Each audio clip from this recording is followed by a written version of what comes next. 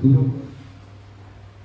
Ingkang kula hormati panjenenganipun Bapak Kepala Eksekutif Satu Dewan, yaitu Bapak Wahyu SPD, yang terhormat Bapak Ibu Wakil Kepala Sekolah, dan terhormat Bapak Ibu guru dan karyawan-karyawati SMP 1. Pertama, tak lupa marilah kita selalu mengucapkan puji syukur kepada Allah Tuhan Yang Maha Esa atas ridho dan rahmatnya pada siang hari ini kita dapat berkumpul di dalam ruang ini dalam acara ini pengembangan diri PTK materi lain di luar TMM, diseminasi hasil pelatihan, implementasi pembelajaran ko-kurikuler untuk guru jenjang SMP Negeri 1 Dewan tahun pelajaran 2025-2026. Yang kedua, salam dan salam selalu kita curahkan pada junjungan kita Nabi Muhammad Sallallahu Alaihi Wasallam, yang sesudah itu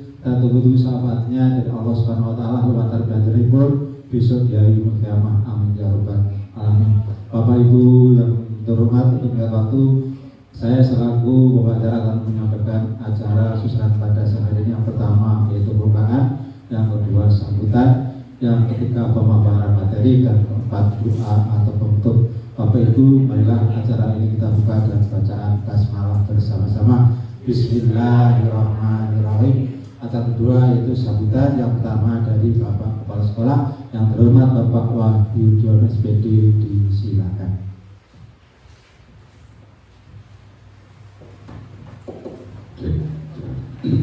Assalamualaikum warahmatullahi wabarakatuh. Alhamdulillah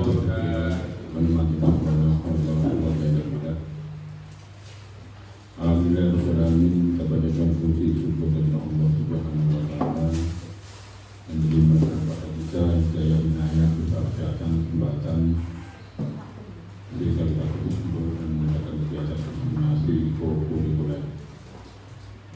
Salam dan selamat semoga selalu dihadirkan kepada kita Nabi Muhammad SAW. Yang pertama saya ucapkan terima kasih dan partisipasi panjenengan semua bisa memenuhi ruangan. Memang ada beberapa teman yang masih belum bisa karena kesempatan dan mungkin yang tidak jadi keputusan, kemudian yang lainnya juga berjalan lancar. Bapak dan Ibu, terkait dengan kegiatan ini adalah diseminasi, ya betul. Ya diseminasi, istilahnya barnoma. Ya, kurikuler kita sudah melaksanakan, nanti panjenengan akan tahu plus dan minusnya. Yang jelas peran serta orang tua memang belum tampak. Jadi contohnya kegiatan senam itu yang saya baca, senam itu bukan hanya sebagai pembiasaan, tapi memang menjadikan anak itu gemar berolahraga, dan itu bisa dipraktekkan minimal itu 2 kali sampai 3 kali di rumah. Tambahnya itu ada, dan itu pun juga dikontrol orang tua. ASP pun sama, hafalan itu pun juga harus dikontrol dengan orang tua. Nanti kekurangan kelebihan yang disampaikan oleh ada, baik mulai dari kerangka pembelajaran kurikuler bagaimana, perencanaan, pelaksanaan, dan asesmen tentunya. Tuntutan kami ketika ini sudah disampaikan pada panjenengan, mari kita tinggal sekitar 1 minggu sedikit penilaian ini kita tuntaskan semuanya. Ketika proses mohon untuk selalu ikhlas dan aktif. Demikian, terima kasih. Mudah-mudahan dengan mengucapkan Bismillahirrahmanirrahim kegiatan dijanji dan mengatakan untuk dimulai. Pada berikutnya, terima kasih. Wassalamualaikum warahmatullahi wabarakatuh. Terima kasih disampaikan kepada Bapak Wahyu yang telah menyampaikan sambutan sekaligus membuka acara bersama pada siang hari ini. Selanjutnya yaitu penyampaian pemaparan materi dari narasumber, yaitu pada Ibu yang kita yang tercantik, Ibu Nada Firdaus Ramadhan SPD, diberikan waktu kurang lebih 15 menit saja.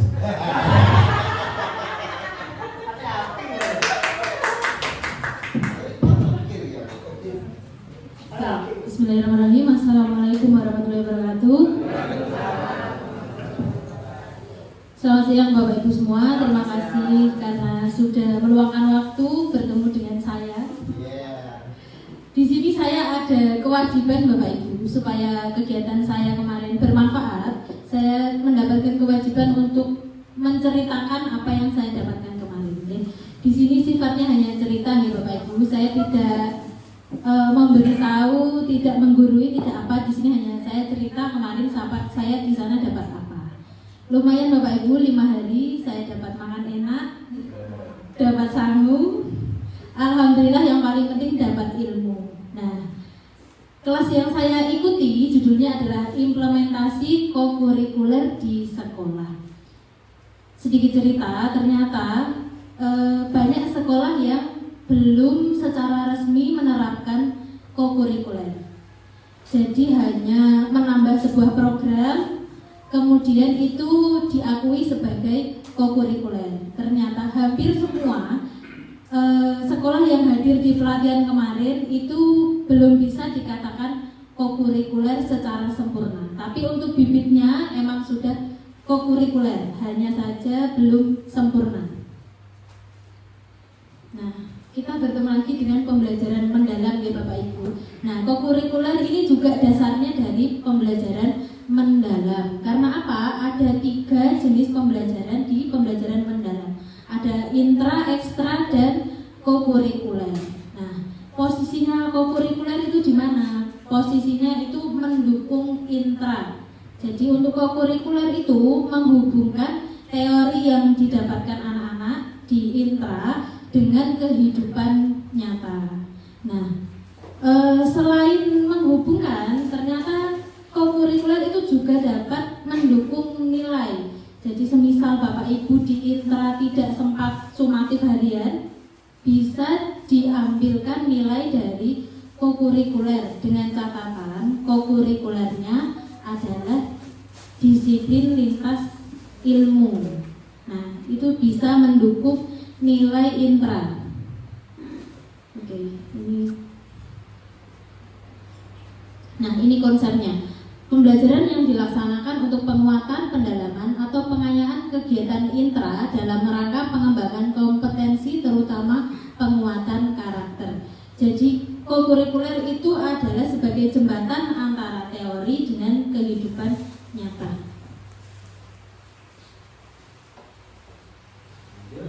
Tujuan utama dari kokurikuler adalah dimensi profil lulusan. Jadi ketika kita melaksanakan kokurikuler, harapannya anak-anak kita ini mempunyai paling tidak 1 lah dimensi kokurikuler yang mereka kuasai, sudah tertanam sebagai karakter di dalam diri mereka. Nah, ada 3 bentuk kokurikuler ya Bapak Ibu. Yang pertama, ada pembelajaran kolaboratif lintas disiplin ilmu. Untuk sementara di sekolah kita belum dilaksanakan ya, masih semester depan. Yang kemarin OSIS itu Bu. Oh, itu juga gitu. Terus ada yang kedua itu 7 kebiasaan anak Indonesia hebat. Sementara yang kita tahu ada senam dan HSP.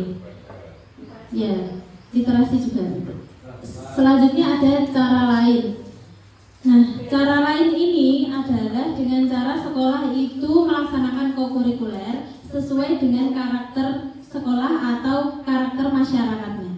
Jadi misal kita dekat tambang minyak, nanti kita membuat kegiatan yang berhubungan dengan tambang minyak Wonocolo. Itu adalah bentuk kokurikuler dengan cara lain.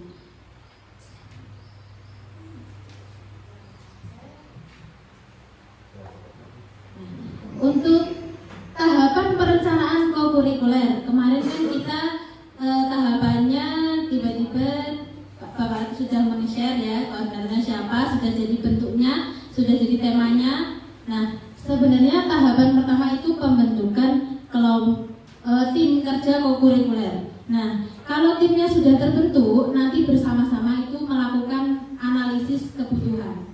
Jadi ada beberapa aspek yang harus kita analisis, mulai dari visi misi sekolah, capaian pembelajaran, terus lingkungan sekitar itu. Kalau capaian, misal saya guru IPA, anak saya itu kurang di materi apa, kemudian nanti ada bahasa Indonesia itu kurang di materi apa. Nah, itu bisa muncul satu kegiatan kokurikuler untuk menunjang ketercapaian CP tadi.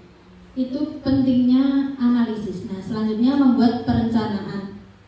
Untuk perencanaan, alhamdulillah kemarin kan Pak Latif sudah nge-share ya, template modul kokurikuler. Itu sudah sangat sesuai, tidak ada revisi template-nya, hanya sebagai koordinator perlu membenahi isinya saja. Tapi untuk template-nya sudah tidak ada revisi.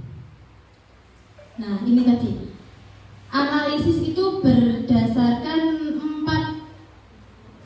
Yang pertama ada kesesuaian dengan kurikulum, jadi visi misi ya.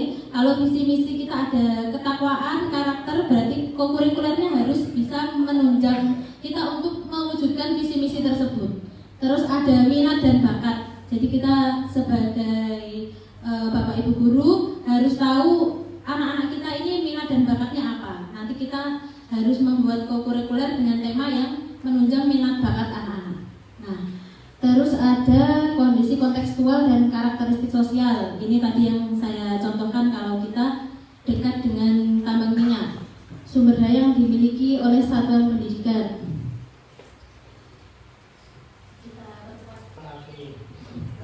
Hanya saja kegiatan kokurikuler kita ini belum sempurna Bapak Ibu. Saya bukan mengevaluasi, bukan mengoreksi, saya hanya menyampaikan untuk yang kegiatan senam sejauh ini kita kan hanya senam. Nah, untuk kokurikuler yang seutuhnya itu sebenarnya sebelum anak-anak melaksanakan senam, anak-anak harus diberikan kegiatan kenapa mereka harus senam. Jadi mereka sadar, mereka tahu mereka itu senam itu untuk apa, bukan hanya tiap pagi diobrai, bergerak, berkeringat gitu. Jadi anak-anak harus tahu manfaat senam, manfaat berolahraga itu apa. Nah, nanti seterusnya adalah dilakukan pembiasaan di sekolah.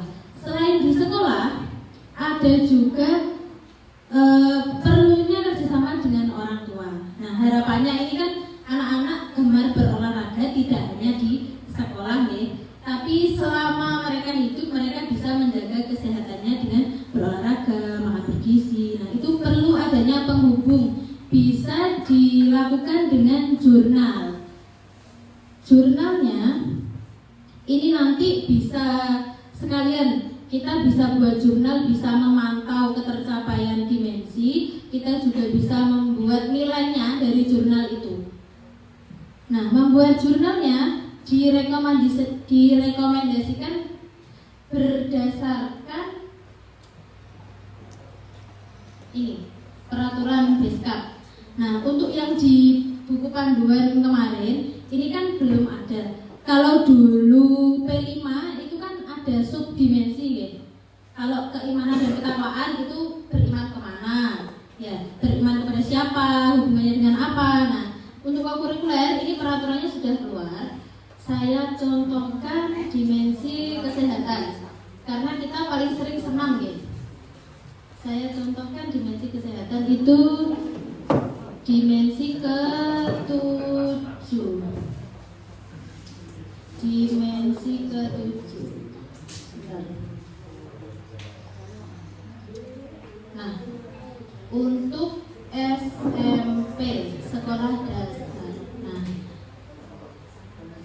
sekolah menengah. Nah, ngaten Bapak Ibu, untuk setiap dimensi ketika kita merancang kokurikuler pasti kan ada tujuan atau dimensi yang ingin dicapai. Contohnya pada kegiatan pagi ceria, dimensi yang ingin dicapai adalah salah satunya kesehatan. Ini adalah dimensi ke-7. Nah, subdimensinya ada hidup bersih dan sehat, kebugaran, kesehatan fisik dan kesehatan mental. Kita boleh memilih, kita mau fokus kemana, sehat kemana, sehat ke lingkungan atau sehat ke diri atau sehat ke tubuh kita atau sehat ke lingkungan, kita boleh memilih. Nah, untuk di sekolah kita saya analisiskan kita fokusnya ke kebugaran, kesehatan fisik dan kesehatan mental ya. Kita memilih subdimensi ini. Nah, kriterianya anak itu ada 3: berkembang, cakap, dan mahir. Harapan kita adalah anak-anak kita dapat mencapai level mahir. Jadi untuk menyusun jurnalnya kita boleh mengisi dengan harapan kita yang maksimal. Jadi kalau itu terisi dengan maksimal berarti anak tersebut sudah mahir. Kalau belum berarti kita kelompokkan ke cakap dan berkembang. Ini untuk contohnya. Oke. Coba saya bacakan. Kalau anak dikatakan mahir, anak itu bukan hanya berolahraga untuk diri sendiri, tapi dia juga bisa mengajak orang lain, entah orang tuanya, adiknya, temannya. Itu anak dikatakan mahir dalam dimensi kesehatan. Nah, untuk jurnalnya kita bisa menyisipkan hal tersebut, misal kebugaran jasmani, aktivitas fisik apa yang sudah dilakukan, misal peregangan. Ini harus detail Bapak Ibu. Jadi kita tahu sejauh mana dimensi kesehatan itu dikuasai oleh peserta didik kita. Kesehatan tadi kan ada fisik, jadi kita pantau melalui sarapannya, boleh makan siang. Terus untuk mental itu ternyata juga perlu kita cari tahu. Anak itu dalam satu hari itu mereka senang atau sedih. Nah, dari jurnal ini kita bisa lihat, misal dari Senin sampai Minggu mereka sedih terus, isinya sedih terus, berarti kan ada sesuatu yang mereka alami. Nah, kita juga ada sesuatu yang harus kita lakukan. Nah, ini untuk yang terakhir, orang yang diajak melakukan kegiatan. Jadi mereka harus bercerita. Kalau tidak ada, mereka kan mengisi diri sendiri, olahraga sendiri. Kalau misal mereka sudah mengajak ibunya, misal jogging, lari pagi, berarti anak tersebut sudah bisa dikatakan mahir dalam menguasai dimensi kesehatan. Ini contohnya untuk yang kesehatan. Nah, untuk yang dimensi lain seperti penalaran kritis, kita bisa lihat di peraturan ini. Nah, menyusun jurnalnya kita sesuaikan apa yang dituntut, kriteria apa anak tersebut dikatakan mahir. Kalau sudah mahir, kita merancangnya sampai mahir, berarti kalau terisi semua berarti anak tersebut mahir. Kalau belum berarti masih di bawah mahir. Ini nanti apa Bapak Ibu sudah punya ini? Belum. Mungkin saya share ya. Untuk jurnal ada yang ditanyakan? Nanti aja. Kita request kedua adalah pelaporan. Ternyata nilai kokurikuler itu besok muncul di rapor. Nah, bentuknya bukan angka tapi deskripsi. Kalaupun Bapak Ibu punya nilai angka, itu nanti boleh digunakan di penunjang intra, bukan untuk di rapot kokurikuler. Bentuknya deskripsi. Nah, ketentuannya apa? Menggambarkan pencapaian dimensi profil lulusan murid, menggambarkan hasil belajar secara ringkas, menggunakan bahasa yang positif dan edukatif. Itu mutlak. Jadi kita tidak boleh merumuskan anak ini belum mampu ngapain. Jangan, tidak boleh.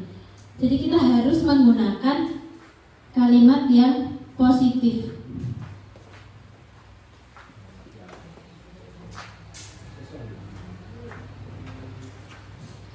Misal ada gini, belum dapat berolahraga secara teratur. Berarti kita harus mengganti kalimatnya dengan perlu meningkatkan durasi olahraga, misal seperti itu. Kita tidak boleh menggunakan kata belum atau tidak. Nah, ini ada contohnya. Contohnya adalah misal dimensi komunikasi belum tepat dan lancar berbicara. Berarti kita harus menggantinya dengan kalimat positif yang seperti apa contohnya? Perlu meningkatkan kelancaran berbicara, menyampaikan, menggali dan menanggapi kofobi. Satu doang. Belum tepat, berarti perlu ditingkatkan dalam kelancaran dan berbicara. Jadi kita tidak boleh belum atau tidak, itu tidak boleh. Kita harus menggantinya dengan kalimat yang positif. Tepuk tangan, ada tepuk tangan.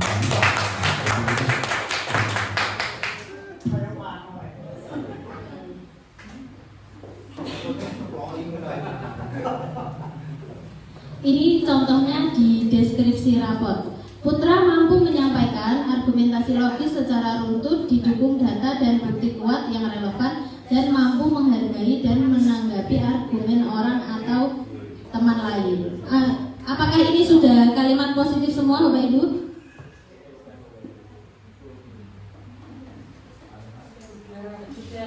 Jadi tidak ada penggunaan kalimat belum atau tidak, ya. Ada dua pilihan untuk kita menampilkan nilai di rapor.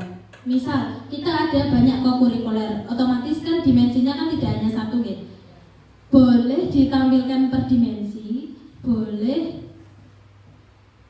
dimensi ditambah subdimensi, boleh ini langsung jadi satu tapi per poin. Jadi kita tidak usah ini untuk dimensi apa, tidak usah, hanya langsung deskripsinya. Itu boleh, tergantung sekolah. Kalau ini dirasa terlalu besar, terlalu lebar, terlalu rinci, ada dimensi, ada subdimensi, kita boleh langsung menggunakan yang ini. Jadi misal kita memilih 3 subdimensi, berarti ada 3 poin yang dideskripsikan. Karena tiap subdimensi atau tiap dimensi itu kan tidak saling berhubungan, jadi harus dideskripsikan sendiri-sendiri. Oke, nah tadi saya bilang kalau kokurikuler kita itu belum dinyatakan atau belum dikatakan sempurna. Kenapa? Karena belum pernah dilakukan evaluasi.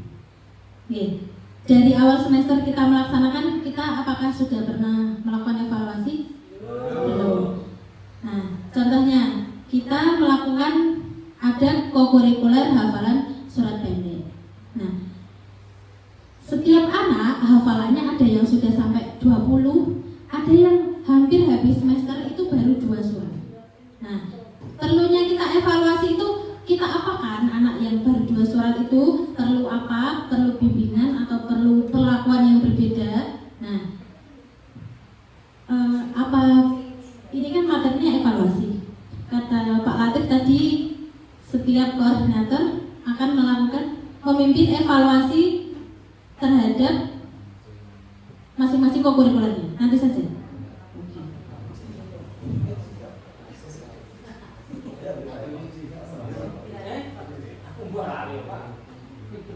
Nah, ini adalah tahapan evaluasi kegiatan kokurikuler. Kalau ini tahapannya itu untuk di akhir kokurikuler, sedangkan evaluasi boleh dilakukan selama proses kita melakukannya. Nah, yang pertama kan kita melakukan perencanaan. Tujuan evaluasi itu untuk apa? Kita pengen tahu apakah kokurikuler kita itu bermanfaat atau tidak. Kalau tidak ada manfaatnya ya kita hilangkan saja. Kalau ada manfaatnya bisa kita teruskan. Nah, cara mengevaluasinya kemarin direkomendasikan menggunakan angket atau wawancara kepada anak-anak. Karena sasaran kokurikuler kita kan utamanya adalah anak-anak. Setelah kita mendapatkan data dari angket atau wawancara, data tersebut dianalisis, kemudian dilaporkan. Oke, ini untuk contohnya. Beberapa pertanyaan. Saya merasa senang mengikuti kegiatan kokurikuler di sekolah. Kalau misal dari 50 siswa yang menjawab tidak senang 30, berarti kan kegiatan itu perlu kita evaluasi dan kita buatkan rencana tindak lanjutnya. Oke, nah ini boleh ada juga observasi dari Bapak Ibu guru. Misal antusiasme siswa dalam mengikuti kegiatan. Bapak Ibu kan bisa mengamati kalau misal dalam ada kokurikuler yang di lapangan misal, ternyata banyak anak-anak yang lebih memilih di dalam kelas. Berarti kan nilainya kan buatan 5 gitu ya. Oke, perbaikan. Nah, ini rencana tindak lanjutnya. Yang pertama ada perbaikan kelemahan, penguatan keunggulan, integrasi hasil ke proses selanjutnya, susun bersama guru, murid, komite dan orang tua, dan diwujudkan dalam dokumen. Sudah habis materi saya. Karena cukup pas.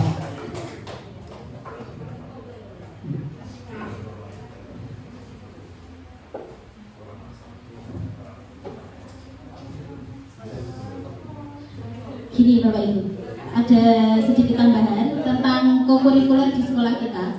Jadi kegiatan dikatakan kokurikuler itu ketika direncanakan, dilaksanakan, dan dievaluasi. Nah, untuk saya ambil contoh lagi dua yang paling enggak gampang ya, yang paling sering kita lakukan lah, hafalan surat pendek dan senam.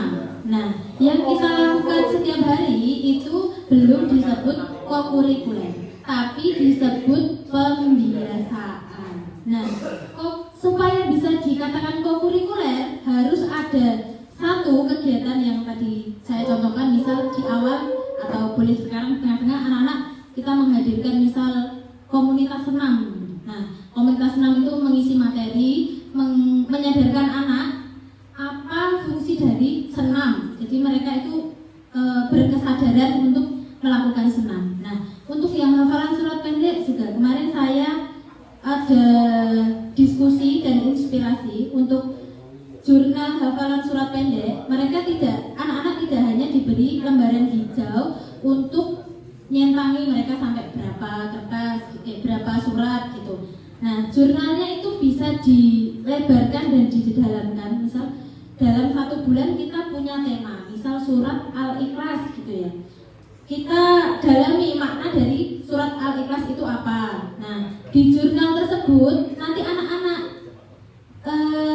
dituntut untuk mengamalkan dalam kehidupan sehari-hari itu apa perbuatan mereka yang mencerminkan surat Al-Ikhlas itu. Seperti itu. Nah, itu baru dikatakan kokurikuler. Oke, nah itu sedikit sharing dari saya. Terima kasih. Wassalamualaikum warahmatullahi wabarakatuh. Dan mungkin kesulitan saya dan ini mungkin juga dirasakan guru-guru lain, ya mohon maaf kalau salah. Itu ngobrolnya Pak Latif, itu aja sih. Ngobrolnya bagi yang mungkin tidak ikut sholat duha ataupun kalau hafalan karena posisinya di kelas insya Allah tidak ada. Yang jadi hambatan kan dari, kalau saya pribadi itu hanya proses tahsin saja Pak Latif. Tahsin mungkin kalau saya pribadi itu saya fokuskan pembenaran bacaan dulu. Jadi tidak langsung semuanya satu hari target berapa surat, tidak, tapi satu surat minimal kita tahu bacaannya seperti apa, tajwidnya seperti apa. Karena kalau dalam Al-Quran salah tajwid itu akan berpotensi merubah makna. Itu saja sih. Jadi yang saya lakukan selain hafalan juga tahsin sebetulnya. Fokusnya ke situ Pak Latif. Terima kasih. Assalamualaikum warahmatullahi wabarakatuh. Mungkin sebelum dilanjutkan ke yang lain, mungkin Bapak Ibu ada yang menanggapi tentang kegiatan hafalan. Ya, terima kasih. Ini yang sebenarnya saya tanyakan pertama kali ini, Pak. Itu HSP di kelas ini ya. Kebetulan untuk yang kelas yang saya mendampingi itu, yang jadi pertanyaan saya, target untuk hafalan ini sebenarnya untuk anak-anak yang sudah hafal ataukah yang anak-anak tidak hafal itu kita biarkan begitu saja? Itu yang ingin saya tanyakan. Karena begini, saya di kelas, saya sebut saja kelasnya, di kelas 8B itu ada salah satu anak itu yang tidak maju lama sekali. Ketika jam saya pun maju itu tidak hafal, sehingga harus mengulang lagi lah. Saya tidak tahu itu. Ketika mereka saya suruh, misalkan saya panggil namanya, jawabnya dia selalu seperti ini. Saya belum hafal, jadi saya tidak harus maju ya Miss, seperti guru-guru lainnya. Itu ada yang seperti itu. Nah, ini maksud saya target kita HSP ini untuk anak-anak ke depan kita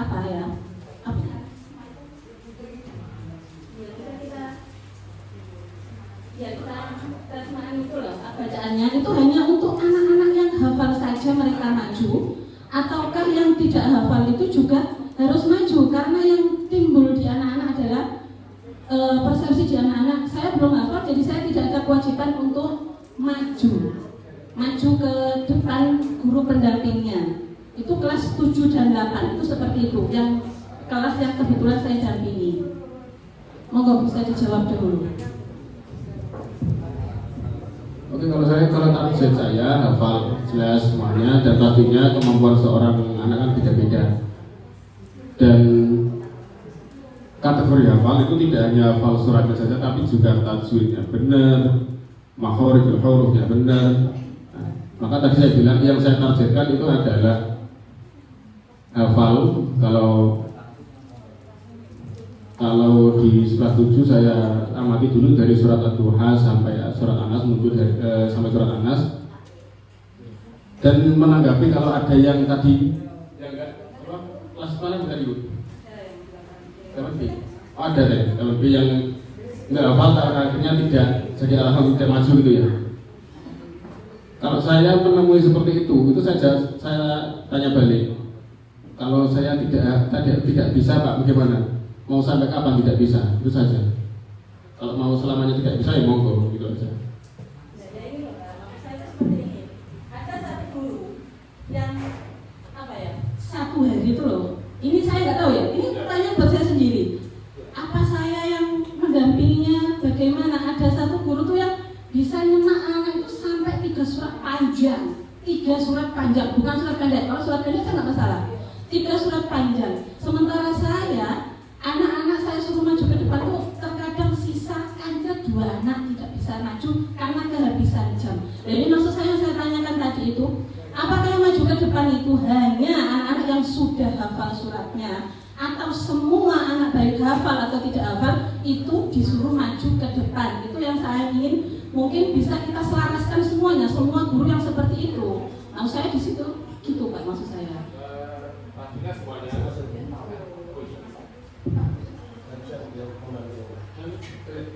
Untuk semuanya pastinya semuanya. Dari kategori hafal itu pertanyaan kan kita sebut, hafal itu apakah sekedar hafal suratnya tanpa memperdulikan tajwidnya, bacanya beradul dan sebagainya? Nah, maka itu yang saya fokuskan. Kalau target apakah semuanya wajib maju pastinya. Nah, nanti dapatnya sampai surat berapa itu beda-beda. Itu saja semuanya pastinya. Pak Rudi, monggo tambahan. Ya, terima kasih. Memang kasus menghafal itu sebenarnya sama dengan pembelajaran yang lain. Menurut saya ya, misalkan anak yang tidak bisa bahasa Inggris dipaksa koyo-koyo angel, tapi tugas kelas 8 yang disengketakan tadi itu kalau saya mengamati kemarin di sana kotor, di sini kotor, itu kita pindah kemana ya kotor lagi? Karena yang salah bukan tempat sampahnya, tetapi orang-orangnya. Jadi kita berbasis aset. Maksudnya apa? Contoh taman. Kalau di depan kelas kita kebetulan tidak ada taman yang bagus seperti depan perpus, itu misalkan hanya lantai saja, ya kita bisa menggunakan dalam bentuk pot. Jadi kita bekerja berdasarkan aset yang kita punya. Yang tidak kita punya, nggak usah kita pikir terlalu jauh, repot-repot nanti. Itu pertama. Kedua, yang dibahas yang disampaikan Bu Yuli tadi adalah ruang-ruang yang dihuni oleh siswa. Nah, saya berharap ruang-ruang yang tidak dihuni oleh siswa, ruang TU dan sebagainya, teman-teman TU juga melaksanakan kebersihan tersebut. Nah, harapan saya setiap selesai kegiatan selingan itu Ibu Yuliani membuat review terhadap semua ruangan. Nanti disampaikan kekurangannya apa. Mungkin serawangannya masih bergelantungan, mungkin kacanya kotor, ditulis saja. Misalkan ruang TU serawangannya masih banyak, ruang UKS kacanya masih kotor, 7A mungkin lantainya masih kotor. Dengan tulis semuanya, tiap ruangan dengan tulis kekurangannya untuk perbaikan kita di masa yang akan datang. Itu dari saya. Untuk yang berikutnya adalah serasa literasi, karena Bu Sani nggak ada, saya sendiri untuk kendalanya.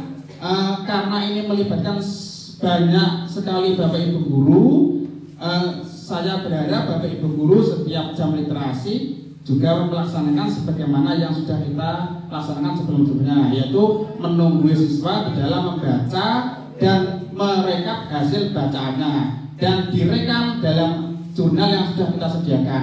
Itu dari paparan saya tentang literasi. Mungkin ada masukan atau yang kurang betul tentang literasi bisa disampaikan mumpung ada waktu. Monggo berada.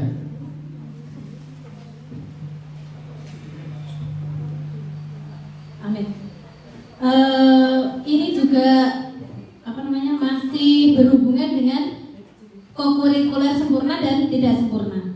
Kalau kita masih terus-menerus hanya mengobrai anak-anak baca terus nanti mereka membuat karya, itu masih kurang sempurna. Jadi kita harus perlu satu kegiatan mendatangkan seseorang, kayak apalagi misal pas bulan bahasa gitu ya, kita mendatangkan narasumber mungkin bedah buku atau apa, kita perlu seperti itu untuk menyempurnakan kokurikuler kita. Ampun. Baik, berada itu sudah kita sampaikan ke Bu Anggra untuk semester depan. Insya Allah akan dianggarkan setiap jenis kokurikuler untuk penyampaian materi tersebut. Jika jenengan tidak bisa mendatangkan narasumber, maka jenengan sendiri yang harus menjadi narasumber. Contoh, andaikan saya tidak bisa mendatangkan mungkin dari Jawa Pos atau Rapat Bojonegoro, ya mau nggak mau Bu Sani yang menjadi narasumber. Termasuk Pak Edi, kalau nggak bisa jadi mendatangkan narasumber, Pak Edi jadi narasumber. Atau mungkin Bu Yulani, kalau nggak bisa mendatangkan narasumber, Bu Yulani narasumber. Ada tambahan lagi?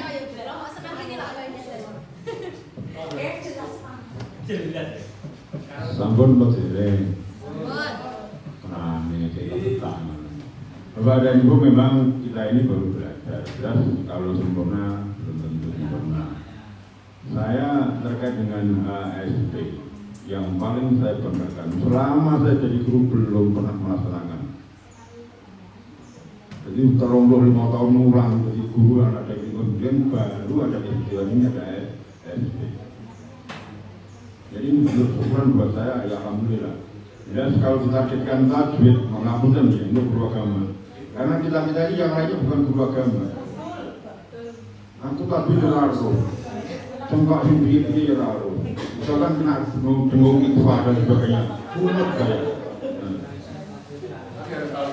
Jadi ya tenang kita dulu, tapi kan kapasitasnya yang jelas kalau anak mempunyai kesadaran bisa menggambarkan itu sudah bagus.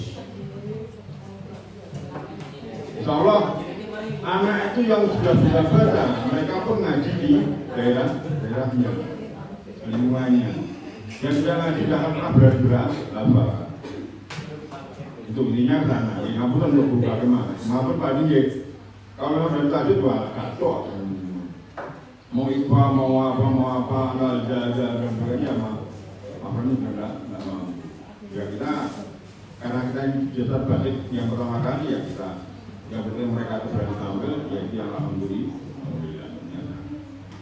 Dan yang lainnya semoga makin meningkat dengan soal yang ada tadi, solusinya bagaimana kita carikan solusinya. Jelas selama kita bersama-sama insya Allah sekolah ini akan makin mudah dan makin berkarya dan makin membanggakan bagi kita semua. Terima kasih, bila saya salah, saya mohon maaf. Wassalamualaikum warahmatullahi wabarakatuh. Terima kasih. Banyak yang saya sampaikan untuk menghasilkan seperti debat. Bapak Ibu, acara malam sana ini mari kita tutup dengan doa yang akan disampaikan oleh Bapak Natib pada hari ini.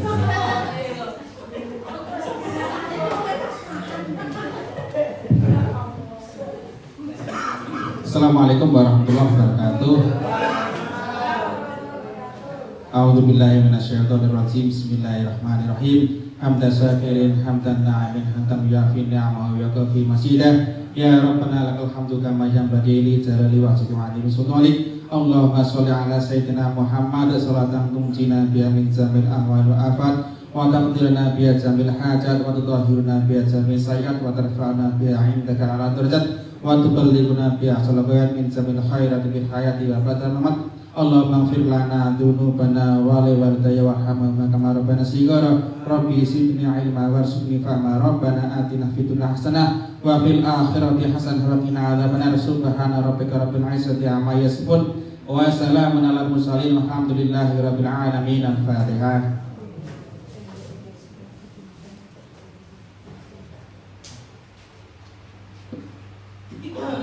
Wassalamualaikum warahmatullahi wabarakatuh.